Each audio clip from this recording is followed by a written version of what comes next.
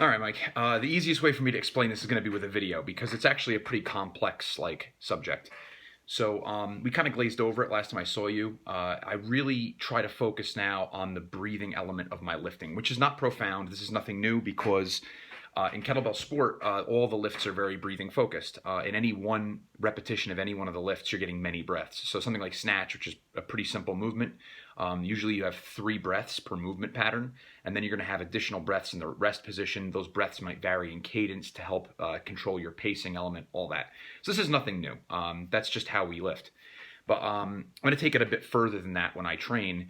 And it kind of sounds like mental woo at first because you're like, oh, he's using, chi and breath to kind of control, this set. But, there's science behind it and there's a reason I'm doing this. So I'm training in clean and jerk. I'm also going to demonstrate, and you can hear the breathing cycle, and then that'll give you a better idea of what I'm up to.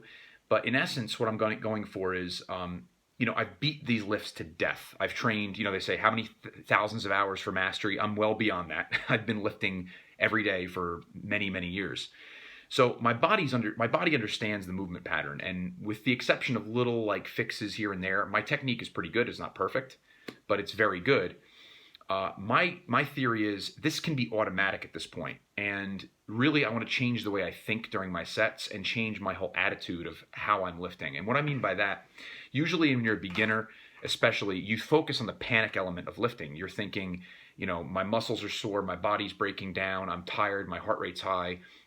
And it starts as just a panic signal. As you get better, you begin to isolate these different stimuli, these different voices, and you can kind of get a better understanding of where you are, how to work around your difficulties if certain muscle groups are tired. And then ultimately, they become just markers as where you are in your set. So you pay a lot of attention to what's going wrong, the physical aspect of it.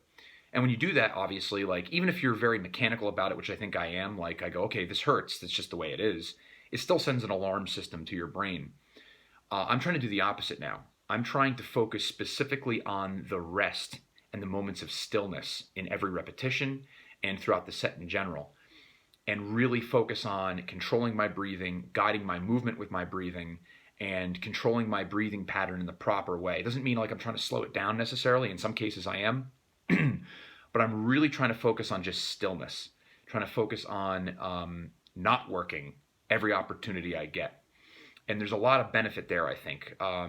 Your breathing drastically changes your neurology and your sympathetic and your autonomic nervous responses and things like that. They talk to, for example, there's self-relaxation techniques, right? A lot of them have to do with breathing. You control your breathing, you do these exercises, it changes your heart rate, it changes your brain patterns.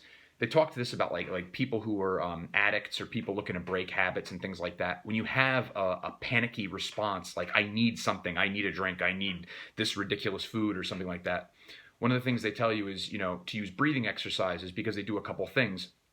Pausing for a moment, right, and controlling your breathing allows your rational brain to catch up with your animal panic alarm system brain that wants something immediately, right? So these are all concepts that have been out there.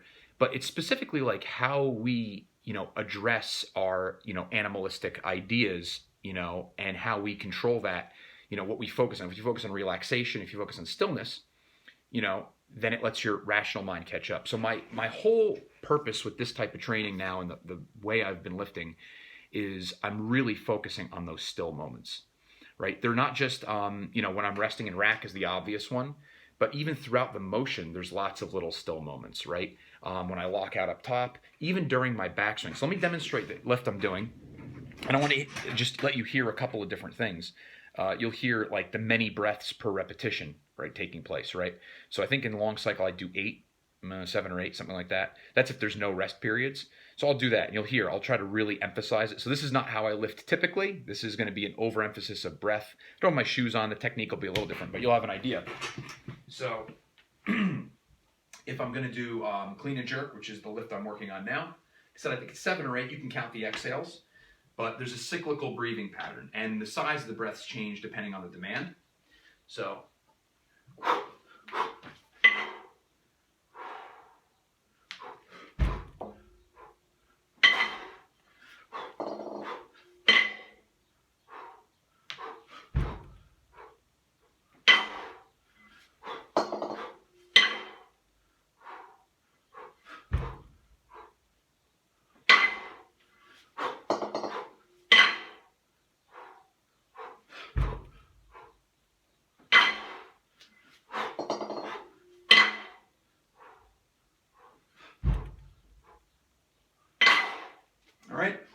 you can hear that. That's not like groundbreaking or new or anything. That's how competitive lifters for the most part lift. And we're all a little different. We all have different breathing cycles. Some do more or less in the clean, whatever. The thing I'm working on is trying to get my mind away from the activity and more on the stillness. So when I'm really going through the clean, when I'm jerking the bells, I've practiced that enough that it's programmed. It's there. It's in me. I'm trying to get my mind off that. It's going to happen. I'm trying to focus on here. Turn everything off. Absolute stillness. I'm thinking of turning off my muscles. I'm trying to just kind of relax, slow my breathing down, breathe the right way.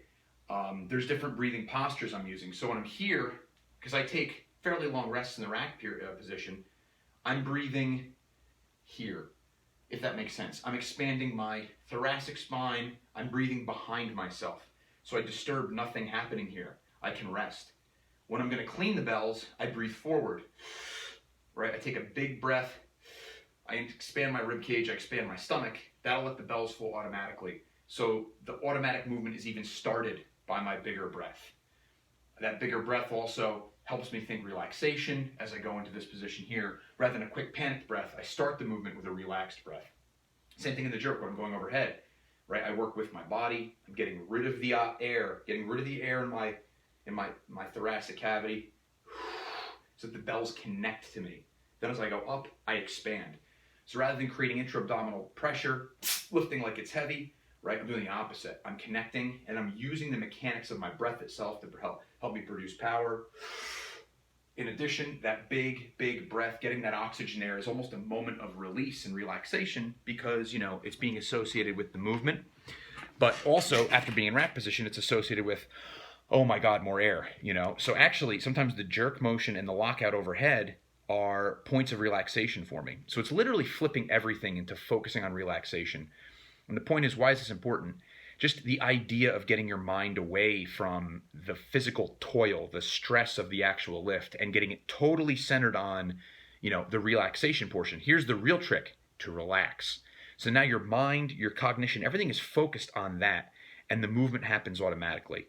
And that's how you, I think, achieve kind of like that flow state, when you really focus on stillness, you really focus on these things, let the movements just kind of happen. It's very easy here because it's repetitious. Well, I shouldn't say it's easy because I don't always achieve it. If you have a panicked mind one day, it's very hard to do that. All right, why is this important in general? Well, the whole idea with the kettlebell lifts is, yes, they're very oxidative, because, the longer you lift, the more oxygen's important. So your cardiovascular system's active the entire time. It's most dominant 2 to 3 minutes in to about 7 minutes in, something like that. Your body shifts gears. It goes, I'm lifting, except, okay, I'm lifting for a long time. Oxygen's important. And your set does get easier, I'd say around 2.5, 3 minutes. Then it gets harder again because that whole time your body's building up anaerobic byproducts. You're kind of running out of your higher energy systems because they're contributing a little bit here and there.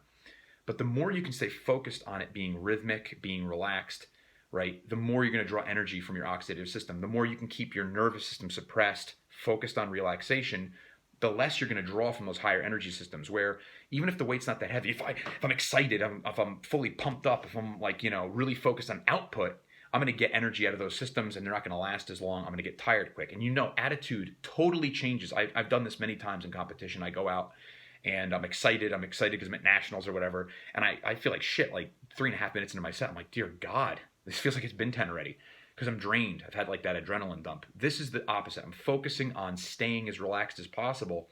And then the idea is to get as much power output in that relaxed state. And this is the thing I've been working on with a couple of clients. So it's obvious why this is good for my lifting. But if I could do this with my combat athletes, people who, have to do all this stuff, they have a very complex task ahead of them.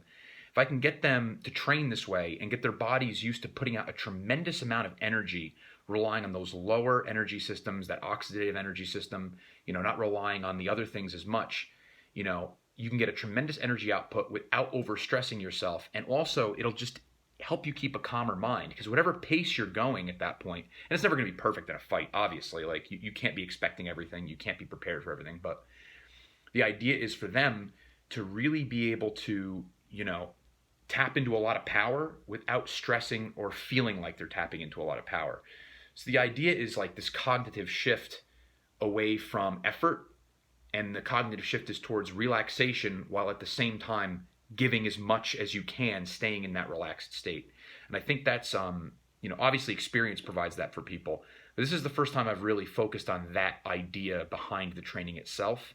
And not just for kettlebell sport, but for my other clients too, even though I'm using the kettlebell lifts, because I think it's the best way to do it. But that's the basics of it. And that ended up being an 11-minute video, but that's really what I'm trying to achieve.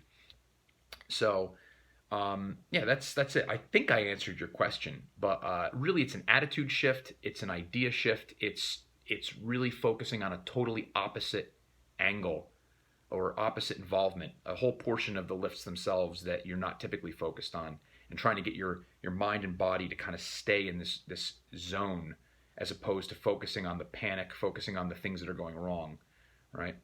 So it's kind of along the lines of the like optimism thing we talked about, but except it's not really optimistic. It's just kind of paying attention to other stuff. Anyway, that's the idea.